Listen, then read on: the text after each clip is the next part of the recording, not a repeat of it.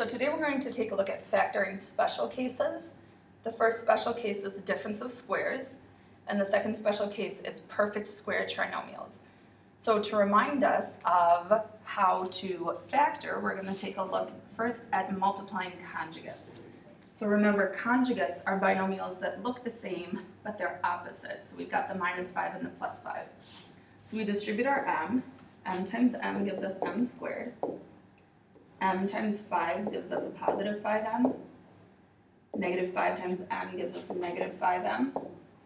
And negative 5 times 5 gives us a negative 25. So remember, what ends up happening is these two middle terms are the same but opposites, so they cancel each other out, leaving us with m squared minus 25. So notice that m squared is a perfect square, and 25 is a perfect square. It came from 5 squared, or 5 times 5, and it's a difference because we are subtracting our two terms. So if you see a difference of squares, you factor it to conjugates. So let's look at our first example. What we need to do is identify the square root for each term. So these are all differences because we're subtracting all of our terms, so it follows the pattern. And then we find the square root of our first term, which is n squared, so that's n. So the n times m will multiply to n squared. And then we find the square root of our second term, which is 11. And then we make them conjugates, so one is positive, one is negative. And the order does not matter. It could be n minus 11 times n plus 11, and that'll give you the same thing.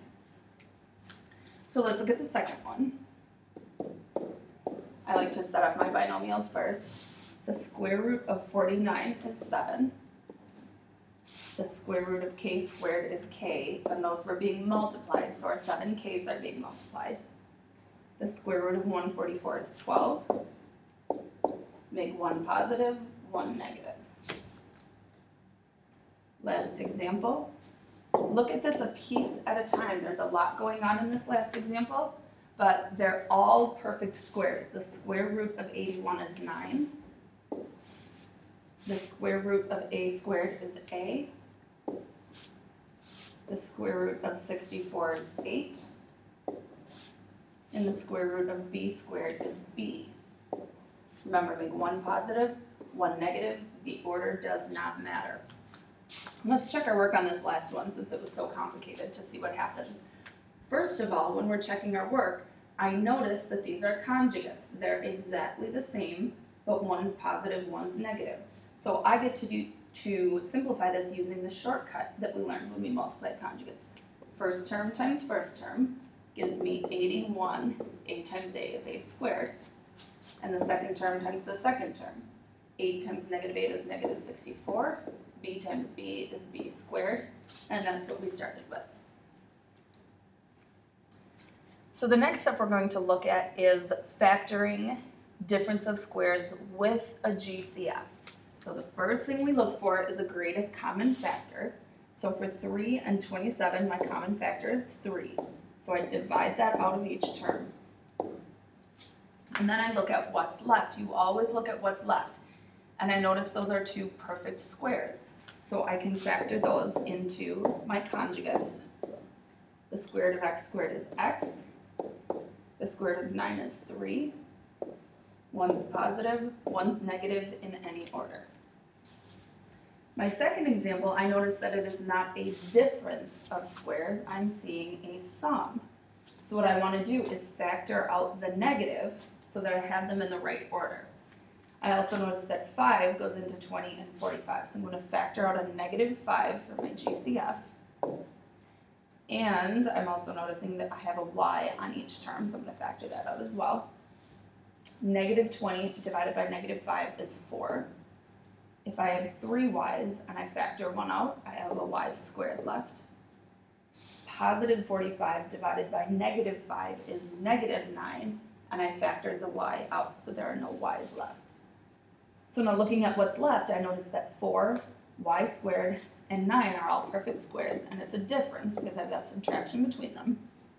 So I'm going to factor this into my conjugates. 2 times 2 gives me 4, or the square root of 4 is 2. Y times y gives me y squared, or the square root of y squared is y. And then the square root of 9 is 3. So 1 positive, 1 negative. On my last one, I noticed that my variables are different, so I cannot factor out a variable, but I can factor a 2 out of each number. So that leaves me with a squared minus 100b squared when I divide each term by 2. And then a squared, 100, and b squared are all perfect squares, so I set up my conjugates. Square root of a squared is a, square root of 100 is 10, square root of b squared is b, 1 positive, 1 negative.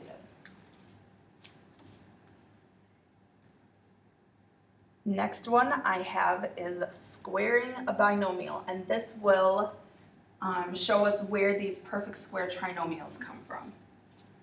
So to square a binomial, it means to multiply it by itself. And remember, when we multiply it by itself, we get w times w is w squared, w times 7, 7 times w, and 7 times 7.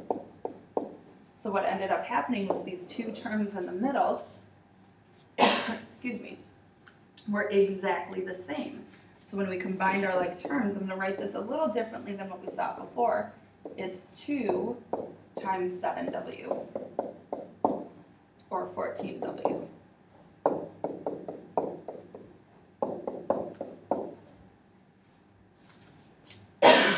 Excuse me.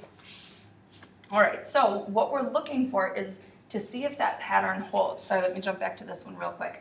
Notice that this is a perfect square, and this is a perfect square. So in order to factor a perfect square trinomial, the first and the last terms are perfect squares, and then the second term is 2 times the square root of the last term, which was 7, so that's where this came from, times the square root of the first term, which is w. So that's the pattern we're going to be checking for on these next few examples.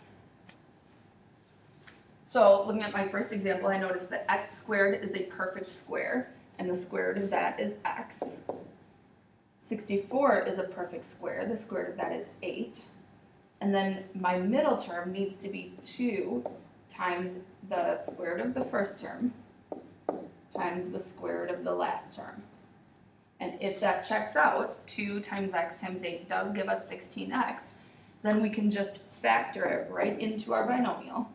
We take the square root of the first term, put that first, the square root of the second term, we put that second, and then whatever sign is sitting right here in front of our middle term will be the sign that goes in our answer, and then it's squared.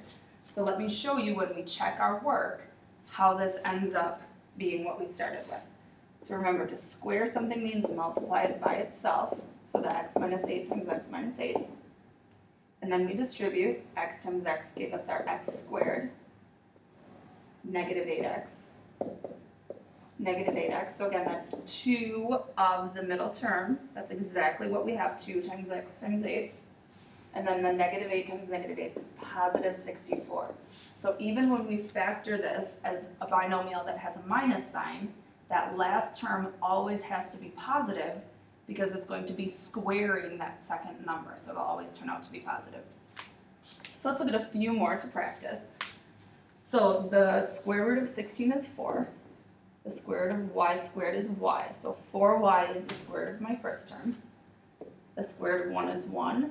So we need to check to make sure that that middle term is 2 times the square root of the first term times the square root of the second, or the last term. And 2 times 4y is 8y times 1 is still 8y. So when I factor this, the square root of the first term goes first, the square root of the last term goes second, and this sign right here will be the sign that we keep in our binomial, and then it is squared because it is a perfect square trinomial. Last example, and I want to change this one because I just noticed all of my examples are negative, so we're going to say that this one's positive, just to have that difference. and find the square root of the first and the last term.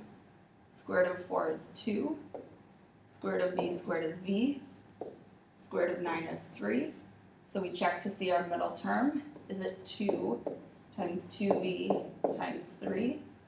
2 times 2v is 4v, times 3 is 12v. So when we factor this, the square root of our first term goes first, the square root of our last term goes second, this plus sign goes in the middle, and it's squared.